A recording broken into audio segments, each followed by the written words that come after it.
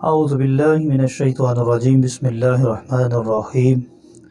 تمام برادران اسلام کو فقیر کی جانب سے السلام علیکم ورحمۃ اللہ وبرکاتہ۔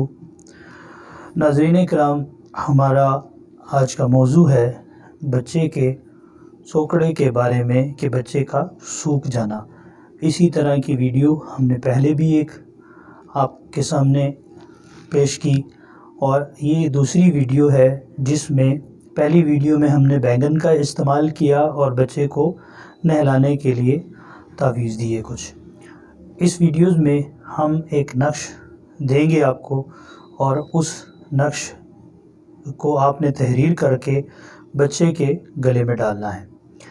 ناظرین اکرام، جیسے کہ آپ جانتے ہیں کہ ہمارے تمام تعویذات یا وظائف ان کو کرنے کی شرط یہ ہے کہ سب سے پہلے 313 مرتبہ درود پاک پڑھا جائے اور حضور نبی کریم صلی اللہ علیہ وآلہ وسلم کی بارگاہ میں تحفتاً نذرانتاً عقیدتاً پیش کیا جائے، تو اس کے بعد ہماری طرف سے آپ کو اجازت ہوگی۔ ناظرین اکرام، نقش آپ کے سامنے یہ سکرین پر آ رہا ہے۔ اس نقش کو چہل کاف کا نقش کہا جاتا ہے۔ اس نقش کو آپ نے اسی انداز میں تحریر کر لینا ہے۔ اس کی چال آپ کو سمجھا دی جائے گی کہ اس کی چال کا طریقہ کار کیا ہے۔ اس کی چال پر ایک نقش آپ کو آگے پیش کیا جا رہا ہے۔ یہ نقش آپ کے سامنے موجود ہے۔ اسی چال پر اس نقش کو آپ نے تحریر کرنا ہے اور پھر لبان کی دھنی دینی ہے۔ پنسار سے آپ کو لبان ملے گی، لبان کو جلانا ہے اور لبان کا جو دھواں نکلے گا وہ اس تعویذ کو دینا ہے۔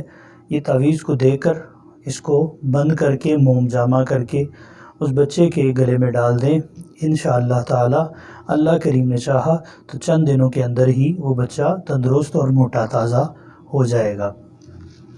ناظرین اکرام، اگر آپ کو ہماری یہ ویڈیو اچھی لگی ہو تو برائے کرم ہمارے چینل کو سبسکرائب کریں، لائک کریں، شیئر کریں، اور اگر ہماری ویڈیو میں کوئی کمی پیشی ہو تو برائے کرم ہماری رہنمائی فرمائیں۔